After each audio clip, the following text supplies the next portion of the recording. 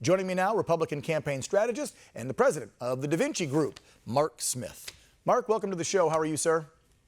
I'm doing well. Thank you, sir. Appreciate you having me on. So you've been doing this, I would assume, for a long, long time, looking at your bio, but this race, I would also assume, is probably unprecedented. There's nothing like this to compare this to. What are the camps doing in these last 4 days to get the message out there for any of the voters that still, I hope, will go to the ballot box and vote in person? What's the game plan? Well, the game plan is really to hit those states that they know they need to win as their tier one, but also their backup plans. So you see the president currently in Michigan. He's heading to the rest of the Midwest today and tomorrow, and we'll be back in Pennsylvania again on election night in, of all places, Scranton, Pennsylvania. I've been saying this, and I think any of the producers in the back, they're probably like, shut up, Dan, you're a broken record, shut your mouth, because I've been saying Pennsylvania for about 6 months. I truly believe it's coming down to Pennsylvania. Your thoughts?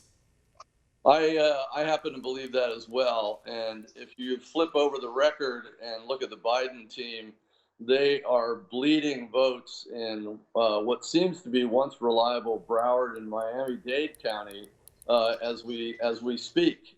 So they are freaking out, to quote some Democrat strategists at this point in time.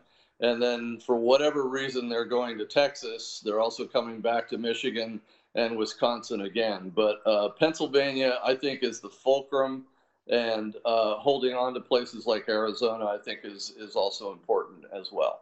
So they're looking at the two counties that it all came down 20 years ago, right? Wasn't it Broward, Miami-Dade with the hanging chads, and then the Supreme Court had to step in. So they're thinking they can actually win Florida, maybe. That's what you're hearing?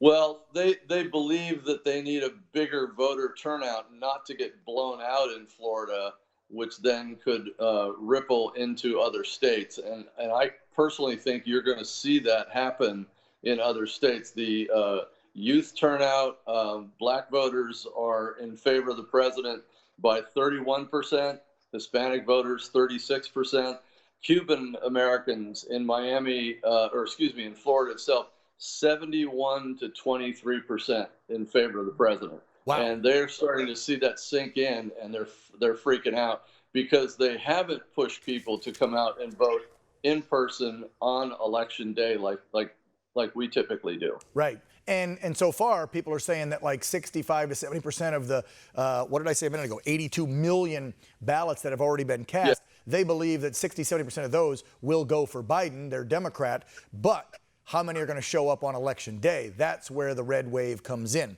I want to touch on something you said, Mark, there with the numbers.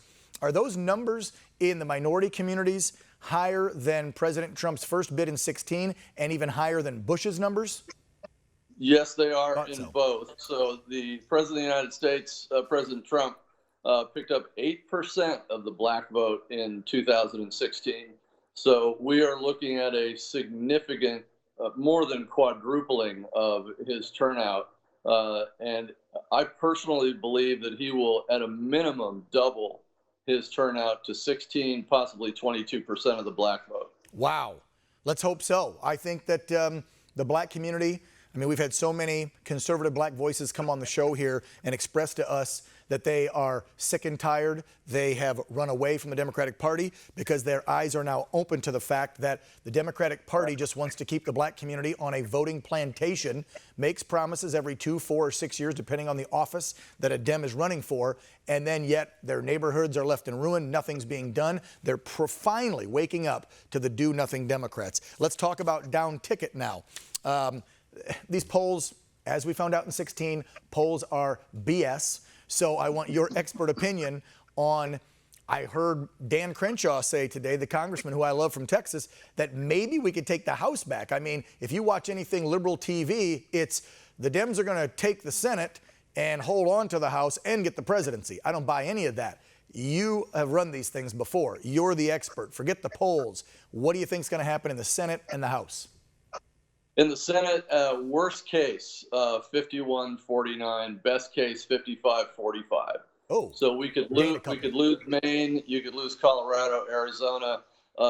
Maine and Arizona, I don't believe will lose, but I do believe that we will obviously pick up Alabama.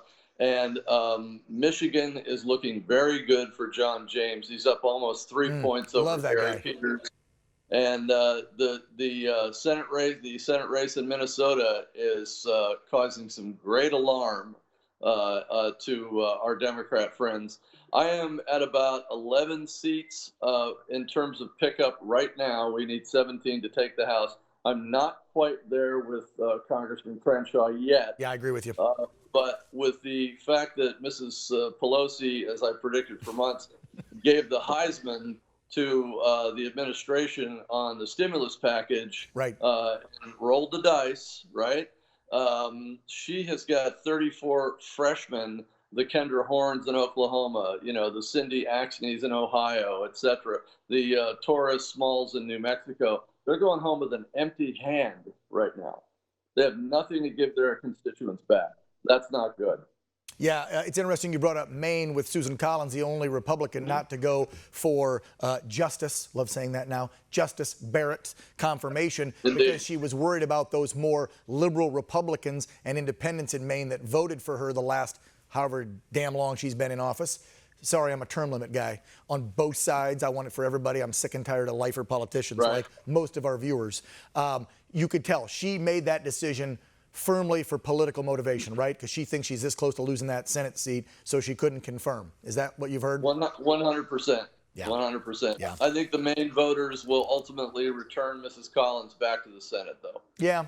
Let's hope they do, just so we can hold on to a bigger majority in the Senate. Not too Indeed. thrilled about her personally. But anyway, we won't go there. So on voter turnout on Election Day, you've tracked these. We got about 30 seconds left. This always goes Republicans' way on turnout day. And I would think amid this COVID, you're hearing the same thing. Republicans will turn out probably double, triple in what Dems will on Tuesday. Absolutely agree. That's our best ground game activity. Our Democrat friends know that. They're freaking out because they're bleeding votes now. And I will make two very quick data points for you. President's got a 52-47 job approval rating as we sit here right now, and 56% of Americans think they are